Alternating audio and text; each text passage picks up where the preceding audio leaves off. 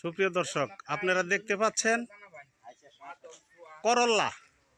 একটু দেখান তো ভাই, করল্লাগুলো হাত দিয়ে দেখান তো, আর একটু বড় করে দেখান।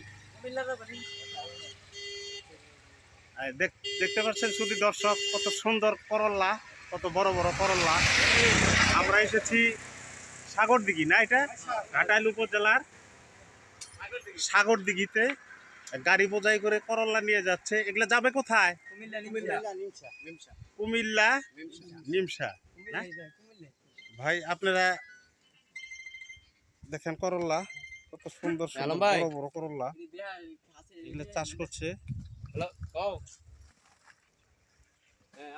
কুমিল্লায় যাবে না?